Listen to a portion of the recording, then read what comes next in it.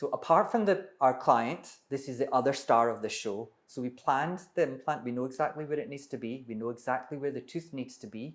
Now we want to be able to put it precisely where we planned it. And this machine allows us to do this with great precision. So as we were talking, if we did this freehand, we might be off by 5 or 10%, but this, the discrepancy is as little as 0.1%. So wherever we planned it, it's going to go exactly like this.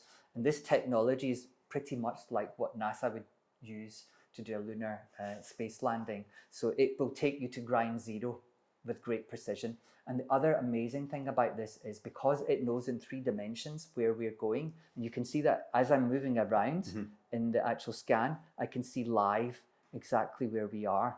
So it's showing me exactly where that implant is in my 3 different positions. So now, so just to kind of break this down a little bit further, because this just looks similar to that, but this will now become a live view. This is a live. This is live. So there would be the camera over the patient's face. Yeah. So that's a tracking camera. So basically what it will be doing is as I'm moving with my instruments, it will be tracking me. It will track that patient's face as well. So it knows exactly what the position is, and it's done all the measurements, and it knows in 3 dimensions exactly what those coordinates are where that implant has to go. So as you drill, the drill will appear on this screen and show as it digs down. And then when you're at the bottom, it's like, stop.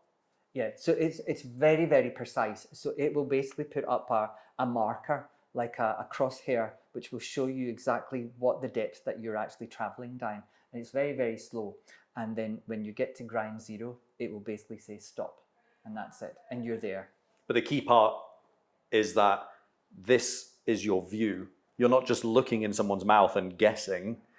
As you are drilling, you can look here and see in live time to 0.01%, 0.1%. 0.1% exactly where the drill gets to. Absolutely. So it's the most precise way of doing it. So that means we're causing the least amount of trauma and we're getting the best outcome as well. But better than this, so for in this case, this is a live patient that we're going to be treating. It's a case of we don't even need to touch the gum. We go straight through the gum. So we don't need to know where that bone is because it's going to take us there. So if we don't need to do that, we don't need stitches. If we don't need stitches, the healing's going to be phenomenal. She's going to walk out of this treatment and it's just going to be like she went to a normal dental treatment. So what's then the process of then putting an implant in someone's mouth? So, talk me through it. So the patient's there, they've got it, what happens? So we've numbed the patient. So the next step is usually what would happen in implant surgeries, we would use a scalpel, we would open up the skin, but we're beyond that now. So now we've moved on to things like laser. So with a laser, it's a much, much more refined tool.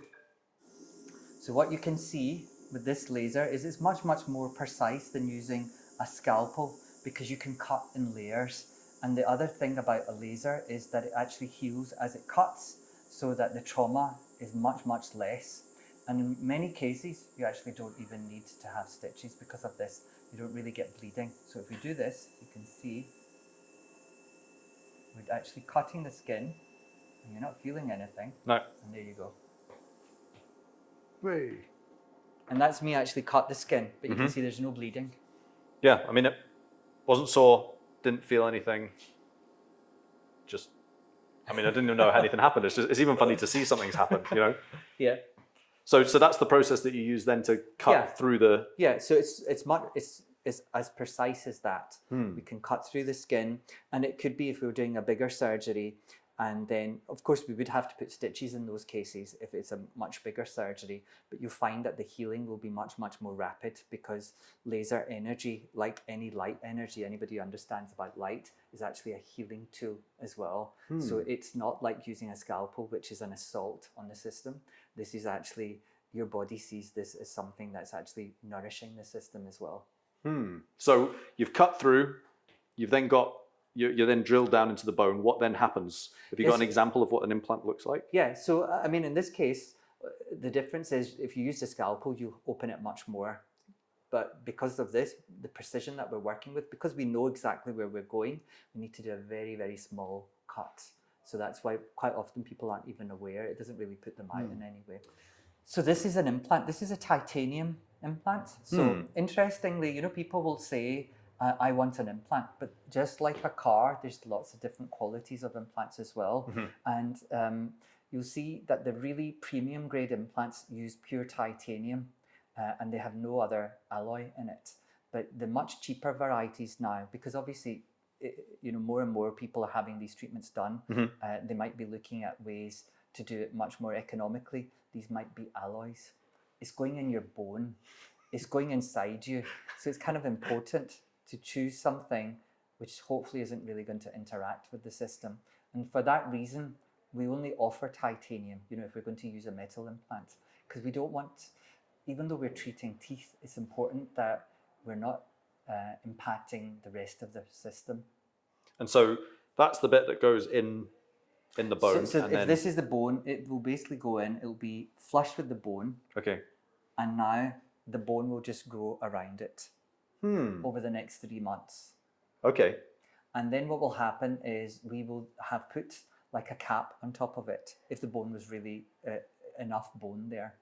And then it'll be a case of unscrewing that cap, and you can see it's like a really fancy raw plug because you can see it's hollow. And then what we will do is we'll use that same machine that we did the initial tooth scan with, and we'll take a scan of this because it will now tell us where that implant is in relation to the rest of the teeth.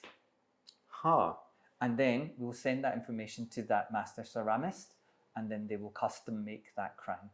And so once the crown's made, it's screwed in. Yeah, so it can be cemented, okay. But screw is good in these particular cases because you have retrievability. But now the more modern, so obviously like everything, things have evolved. And as things have evolved, people want to have more and more natural products. So when we started 50 years ago, we were doing titanium, and titanium quality has evolved over a period of time. But just like metal amalgam fillings, people don't want that anymore in their mouths because it's like graffiti. They want to have natural stuff. So they want to have composite materials. And so we've now moved on to zirconia. So zirconia is a bio-inert. It's like a milled diamond, basically. It doesn't interact with anything. But the amazing thing about it is that skin thinks that it's skin. So you put it in and the skin connects to it.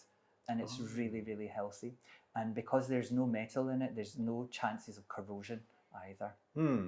So what's then the recovery? So once this is in, you've put, the tooth will come in, you've screwed it all in, and that's what's kind of like the aftercare process? So obviously be on a soft diet. So something like this, it'll be a minimal recovery. So that person will be back to work the next day.